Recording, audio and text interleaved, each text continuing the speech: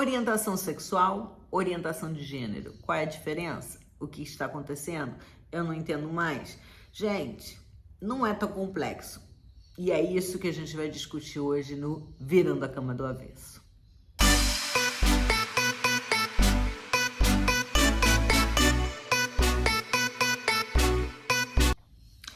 Então, meus amores, eu escuto muito isso, qual que é a diferença? Não tô entendendo nada. Gente, não é tão complicado. E a gente vai explicar aqui como é completamente diferente a orientação de gênero e a orientação de sexualidade. Como são questões completamente diferentes e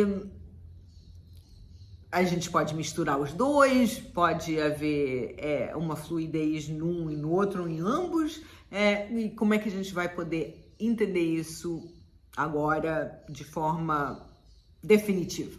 Quem dera. Enfim, deixa um like ou um dislike nesse vídeo, seu comentário, me siga, por favor, ative o sininho, tudo isso, gente, comenta, tudo isso vale muito para mim, especialmente num canal que fala sobre assuntos proibidos, não é mesmo?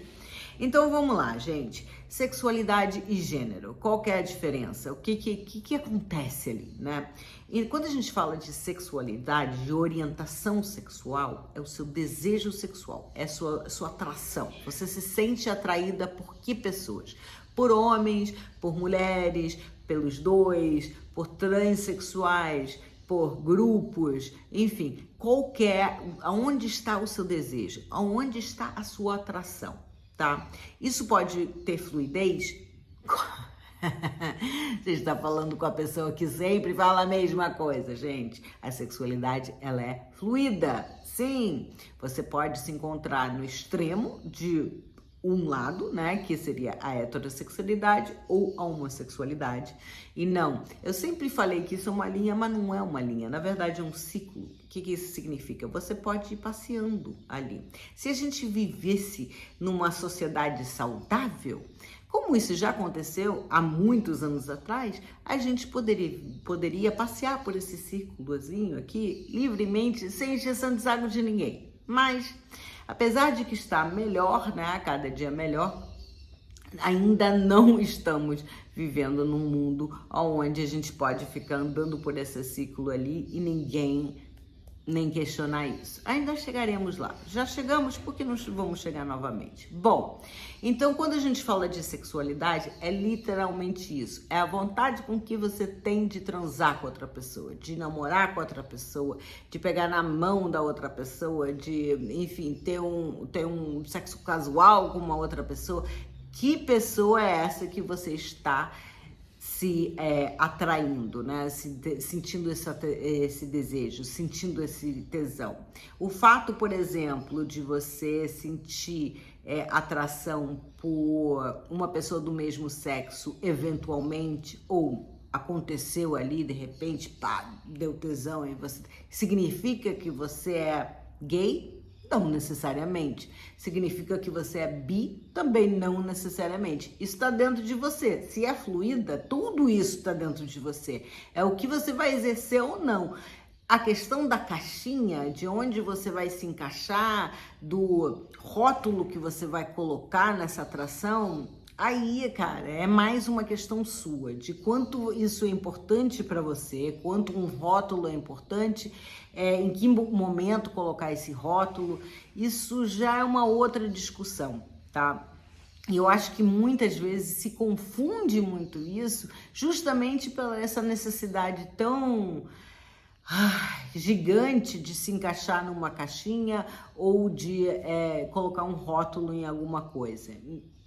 Para mim, menos rótulo, melhor. Mas, enfim, você acaba, talvez, se comprometendo com uma determinada grupo ou bolha ou sociedade que não necessariamente seja isso. Que você possa caminhar melhor nesse círculo aí e experimentar melhor. Imagina um mundo onde a gente pudesse experimentar sem medo, né? Sem medo de si próprio, do auto-julgamento, que às vezes é pior até do que o julgamento alheio, sem medo do julgamento alheio, sem medo de ser colocado numa caixinha, como muitas vezes acontece. Quando a gente fala de gênero, a gente está falando sobre o nosso cérebro, como o pensamento do nosso cérebro, como o nosso cérebro vê o nosso corpo, nossa identidade de gênero. Ou seja, se você se sente homem, se você se sente mulher, se você não se sente nenhuma dessas duas coisas, né? Você pode se sentir queer, andrógeno, enfim, algo mais flexível também acontece e acontece direto, tá? Então, vamos pensar aqui em gênero. Como é que a gente identifica hoje o gênero, né? Hoje ainda, quando um bebê nasce, né, se olha aquela genitália, ela vai ser ou masculina, ou feminina, ou intersexo, ou seja, ambos os sexos. Mas existe todo um processo interno que a gente não consegue ver. Aí que a gente vai mudar, vai diferenciar a sexualidade biológica, tá? Da identidade de gênero. Então, a sexualidade biológica vai depender de, entre várias coisas, o seu órgão sexual. Outras coisas podem ser traços que você tenha, tá? Hormônios, por exemplo, mulheres que têm um nível de testosterona mais alto, né? Então, quando você era adolescente, sempre tem aquela menina que não gosta de vestido, que gosta de esporte, que não necessariamente é uma pessoa gay, por exemplo, né? Então, ela era só mais uma dos meninos. Eu era assim, eu gostava mais eu tinha mais amigos homens, eu não era muito menininha, assim, quando adolescente, quando mais nova, etc e tal. Então, pode haver aí traços biológicos masculinos mais predominantes em certas áreas. Isso pode vir do cérebro, isso pode vir hormonalmente, isso pode vir em características físicas que não tem a ver com a genitália propriamente dita.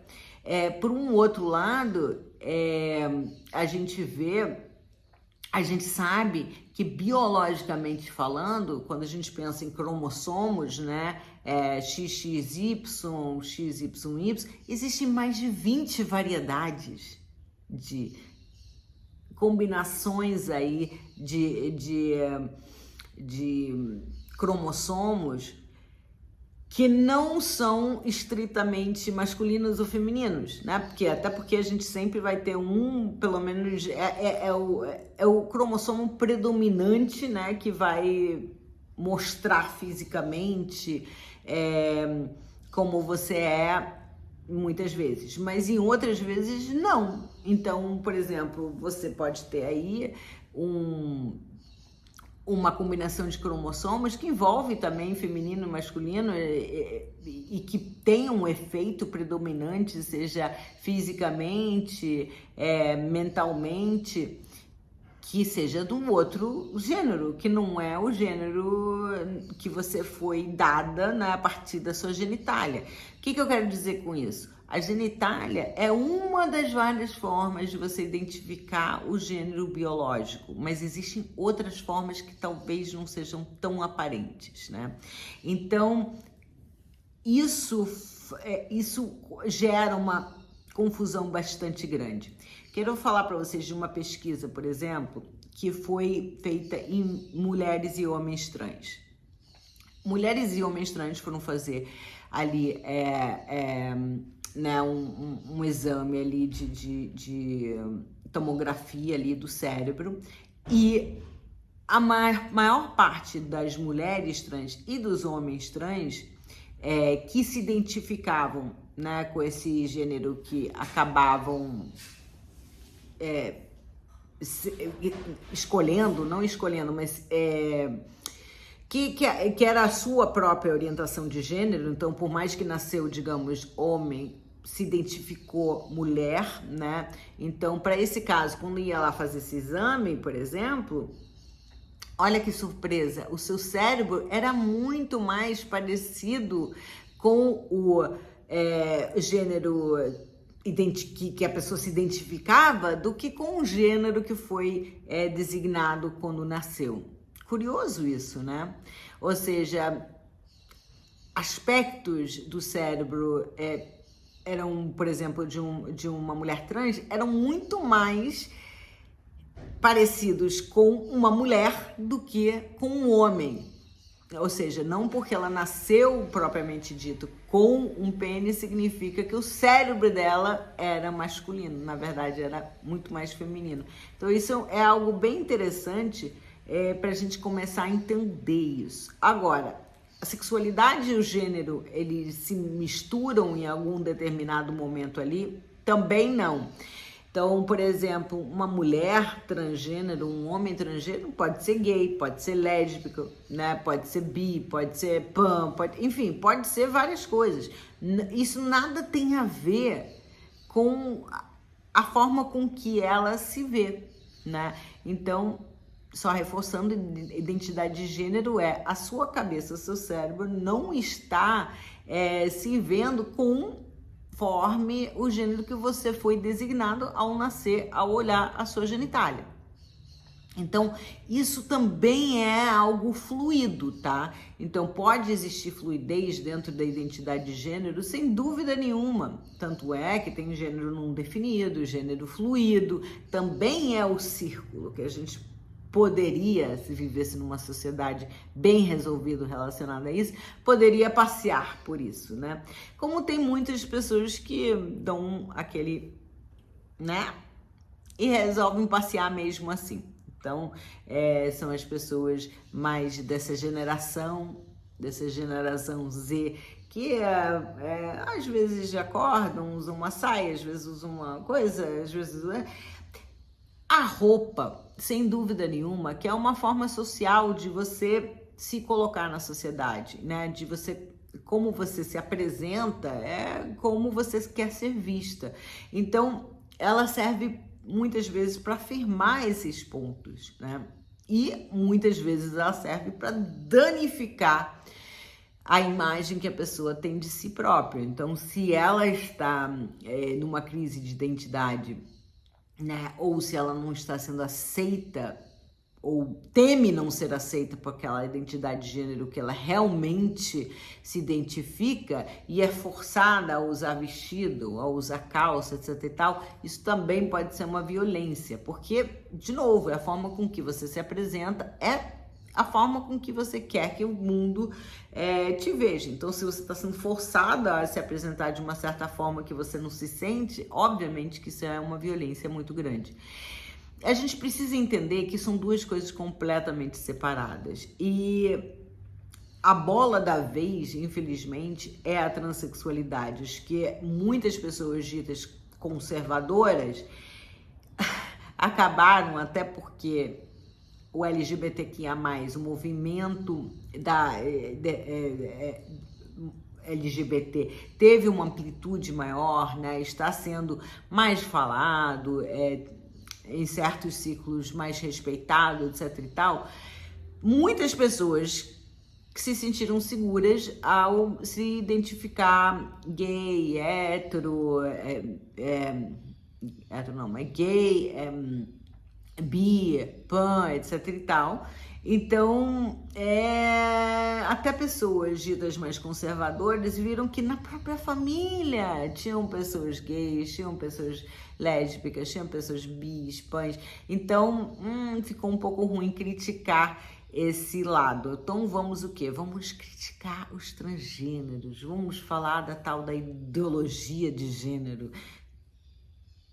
Ideologia de quê? É algo nato, é algo que você vive, que você vem com, não tem ideologia. Você não ensina as pessoas a serem transexuais, você não ensina as pessoas a serem gays. A questão é que a partir do momento que a gente pode falar com mais naturalidade, mais normalidade sobre o assunto, a gente deixa as pessoas mais à vontade a poder também falar sobre isso, a poder se identificarem de uma forma ou de outra.